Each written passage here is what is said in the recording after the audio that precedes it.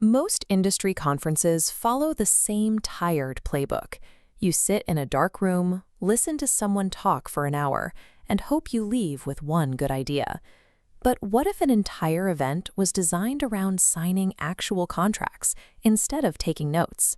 That is the exact premise of the Scottsdale Summit, running December 1st through the 4th, 2026. It operates less like a seminar and more like a closed-door marketplace. In fact, the organizers eliminated keynote speakers entirely. They also enforced a strict 200-seat hard cap. The goal is to keep the room dense with accredited investors and active operators who actually have capital to deploy or live deals to fund. This diagram breaks down the trade-off. You are trading thousands of attendees and passive learning for active pitching, deal rooms, and a maximum of 200 hand-picked people. If you prefer sitting quietly in the back row with a notepad, you will get zero value out of those 4 days. Your return on investment here depends entirely on your willingness to actively pitch and negotiate, which brings us to a crucial financial decision you have to make before arriving. You must choose between a $1,500 general admission ticket and a $5,000 VIP ticket. The baseline $1,500 ticket is surprisingly inclusive. It covers your hotel room, all your meals, and your round-trip airport shuttles for the entire 4-day event.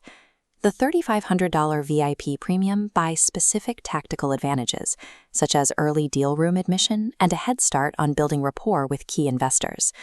The question you have to answer is which tier actually matches your specific business goals without wasting capital.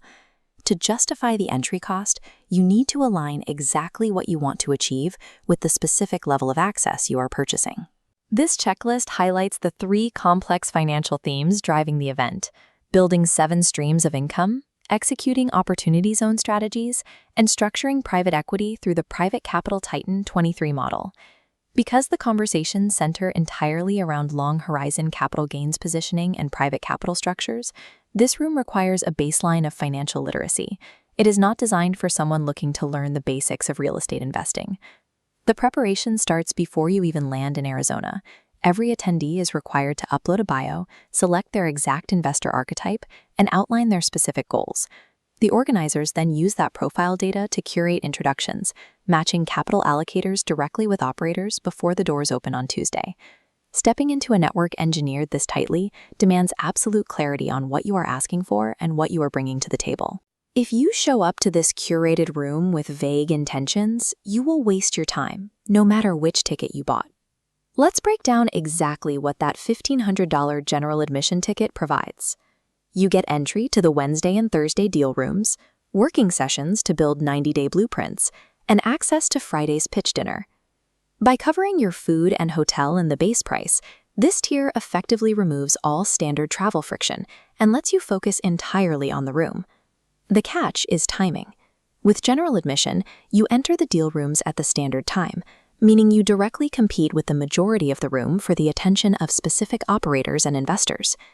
General admission is a highly cost-effective way to get a seat at an elite table, but you start those conversations on equal footing with the rest of the crowd. This matrix shows exactly what the VIP premium buys you. The first major advantage highlighted here is early admission to the deal rooms, giving you a head start on the day's negotiations.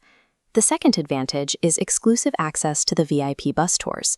Instead of hearing a pitch inside the venue, you physically go off-site to inspect the commercial and residential investment properties. Finally, VIP secures you access to the closed-door welcome reception on Tuesday night, allowing you to build rapport with key players a full day before the rest of the attendees arrive. You should view this $3,500 premium as an upfront investment in your own due diligence, buying you an engineered advantage in relationship building. It is a significant capital sink up front, but it justifies itself if that early access directly translates to securing a major investment or landing a funded deal. This decision tree maps out a final recommendation framework based entirely on your primary reason for traveling to Scottsdale. First scenario, the deal seeker. An accredited investor looking to deploy capital into vetted projects. For this person, the VIP ticket is recommended. If you're preparing to write a 6- or 7-figure check, those physical bus tours are a mandatory step in your on-site due diligence. Next, the capital raiser, an operator or entrepreneur with active deals seeking funding. Here, VIP is highly recommended. Spending $5,000 to secure undivided attention of active check writers at the Tuesday reception before the general admission crowd lands is a necessary cost of doing business. Third scenario, the network builder. Think service providers, brokers, or early-stage investors expanding their Rolodex. For this group, general admission is perfectly sufficient. Your goal is high-volume relationship building over the core 4 days, which doesn't strictly require off-site property tours or early room access.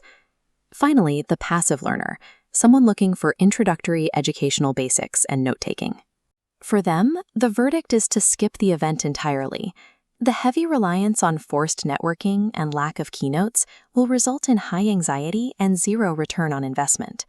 Success in Scottsdale depends on entering the room with a strategy that matches your access level.